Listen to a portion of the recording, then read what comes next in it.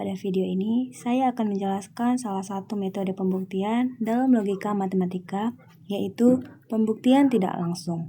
Pembuktian ini sering digunakan ketika pembuktian langsung sulit dilakukan, namun kebenaran pernyataan tetap bisa dibuktikan secara logis. Di sini, saya akan menjelaskan terlebih dahulu apa itu pembuktian tidak langsung. Pembuktian tidak langsung adalah metode pembuktian dengan mengasumsikan kebalikan dari pernyataan yang ingin dibuktikan. Dalam metode ini, kita dapat mengasumsikan kebalikan dari pernyataan yang ingin dibuktikan atau membuktikan pernyataan lain yang secara logika ekuivalen. Jika pendekatan tersebut menghasilkan kebenaran, maka pernyataan awal juga dinyatakan benar. Pembuktian tidak langsung terbagi menjadi dua jenis utama, yaitu pembuktian dengan kontradiksi dan pembuktian dengan kontraposisi. Kontradiksi atau pertentangan metode pembuktian dengan cara mengasumsikan bahwa pernyataan yang ingin dibuktikan salah, menunjukkan bahwa asumsi tersebut menghasilkan kontradiksi atau pertentangan. Secara logika, jika kita ingin membuktikan suatu pernyataan P, maka kita mengasumsikan ingkaran P. Jika dari ingkaran P diperoleh kontradiksi, maka P harus benar. Kedua, yaitu kontraposisi adalah metode pembuktian dengan membuktikan kontraposisi dari suatu implikasi, membuktikan pernyataan ekuivalen. Metode ini digunakan pada pernyataan berbentuk implikasi, yaitu jika P, maka Q. Dalam logika matematika, pernyataan jika P maka Q ekuivalen dengan jika bukan Q maka bukan P. Oleh karena itu, untuk membuktikan P menuju Q, kita cukup membuktikan kontraposisinya, yaitu bukan P menuju bukan P atau ingkaran. Pembuktian dengan kontraposisi sering dianggap lebih sistematis karena tidak memerlukan pencarian kontradiksi. Selanjutnya yaitu langkah-langkah pembuktian. Pertama, nyatakan teorema atau pernyataan yang akan dibuktikan. Kedua, awali pembuktian dengan kata bukti. Ketiga, tentukan variabel. Variabel yang telah ditetapkan di awal pembuktian tidak boleh diubah atau diberi makna lain. Variabel baru hanya boleh diperkenalkan jika belum didefinisikan sebelumnya dan harus dijelaskan jenis serta perannya secara jelas.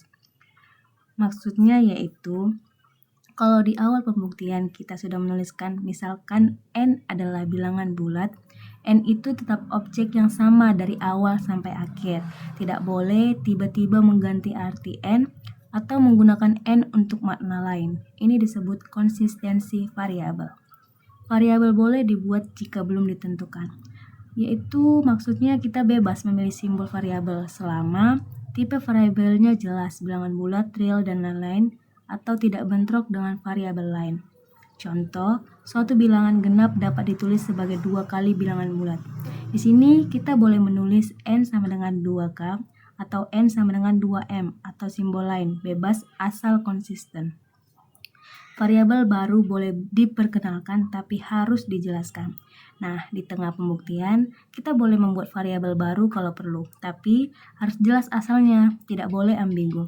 Contoh benar, karena R tambah S adalah bilangan bulat, misalkan R tambah S sama dengan K untuk suatu bilangan bulat K. Kalau contoh salahnya seperti misalkan K sama dengan R tambah S, tanpa menjelaskan K itu apa.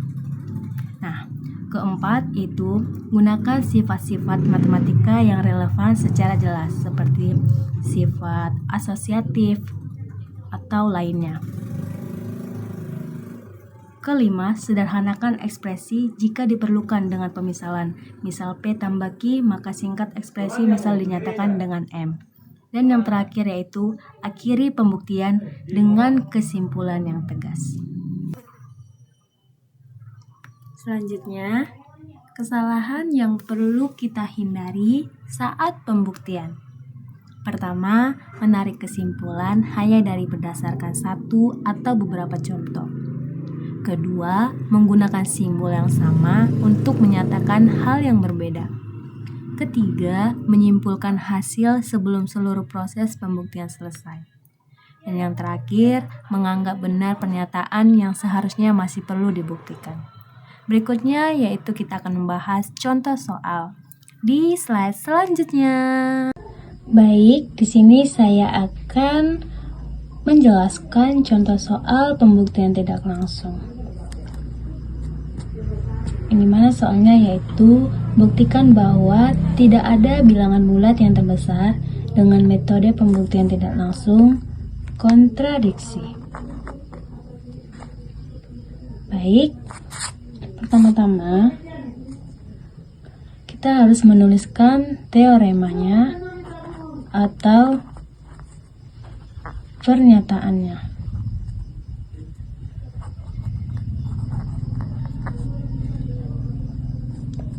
Tidak ada bilangan bulat yang terbesar. Dan yang kedua, kita harus mengawali dengan bukti. Metode tidak langsung. Metode pembuktian tidak langsung. Nah, setelah itu, semisal kita buat pernyataannya itu dalam bentuk logika, yaitu P tidak ada bilangan bulat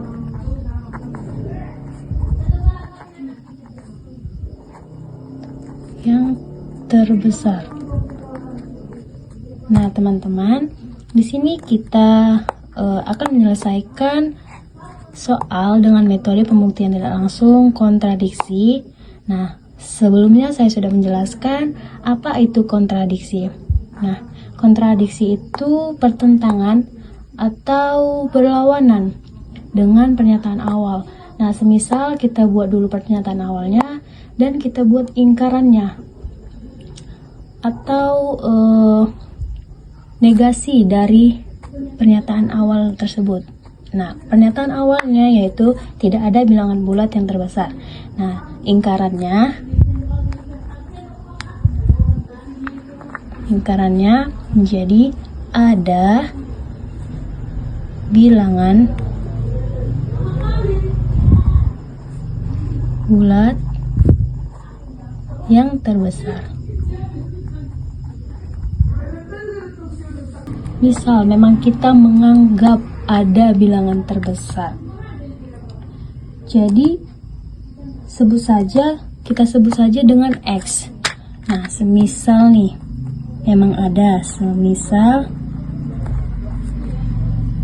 ada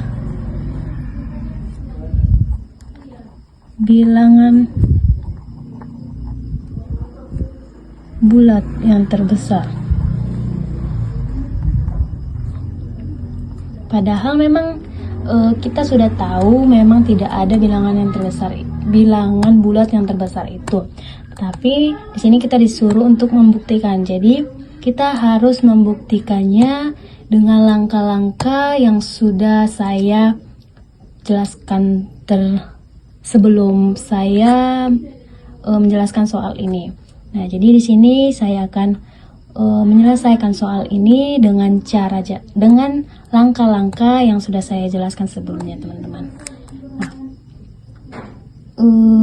setelah itu sudah kita buat nih, semisal ada bilangan bulat yang terbesar, kita sebut dengan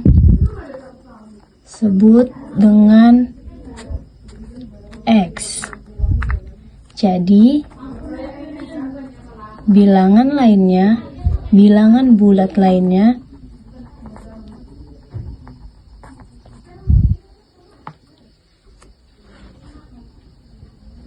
harus lebih kecil dari X.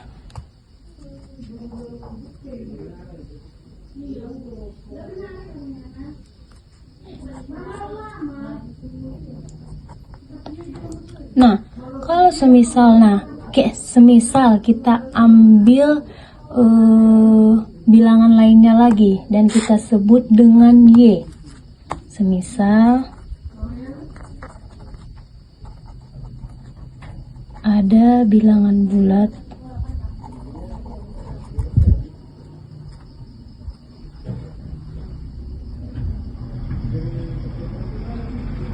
lainnya, sebut dengan Y, maka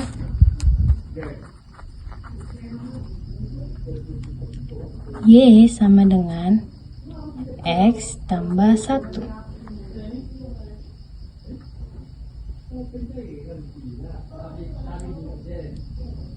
Nah, di sini kita sudah ada dua bilangan, yaitu yang kita sebut dengan X dan Y. Karena X adalah bilangan bulat, maka Y juga bilangan bulat. Maka X sama dengan maka X lebih kecil dari Y, atau Y lebih besar dari X. Nah, coba kita buat dalam bentuk angka. Misal nih, X kita buat 100. Y, maka Y 100 ditambah 1, yaitu 101. Nah, dari sini kita sudah mendapatkan hasilnya. Nah, mungkin kita akan lanjut lagi, karena kita tidak boleh berhenti di tengah jalan, atau kita harus menyelesaikannya dengan langkah-langkah yang sudah saya buatkan sebelumnya. Nah, selanjutnya, kalau benar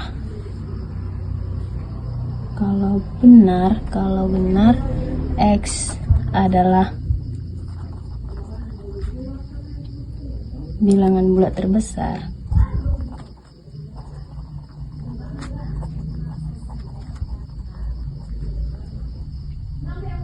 seharusnya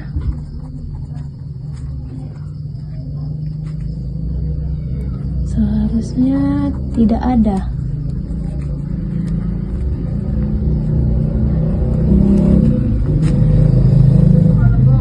bilangan bulat yang lebih besar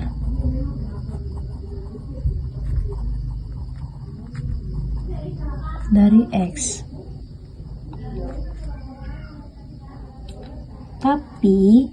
Tetapi ada tapinya nih. Tapi ketika dibuat lagi, kita buat bilangan lainnya,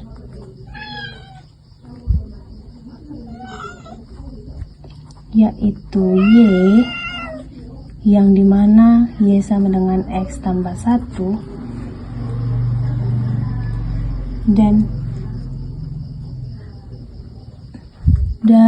itu sudah jelas, dan itu jelas lebih besar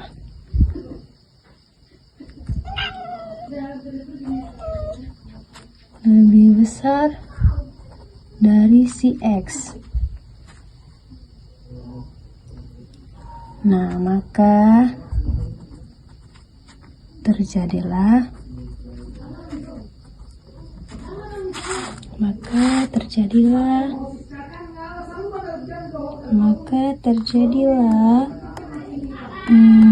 yang namanya kontradiksi atau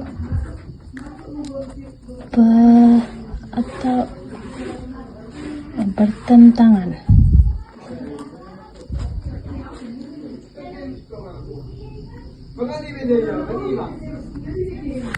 Nah, sepertinya terlalu panjang ya teman-teman. Kita balik ke sini. Nah, berarti pernyataan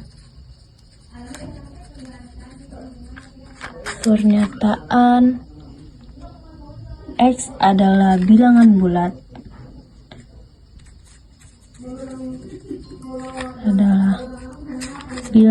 bulat terbesar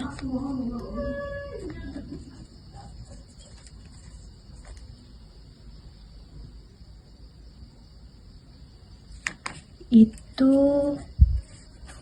salah. Aduh, tulisan saya jelek sekali teman-teman, saya minta maaf ya. Salah, karena memang tidak ada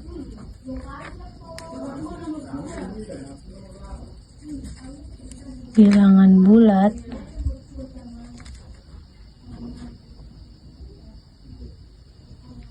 yang terbesar.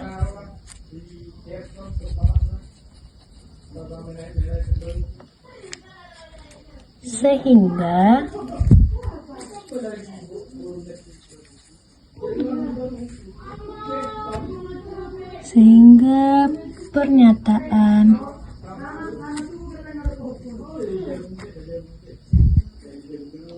double ya, 3. Pernyataan tidak ada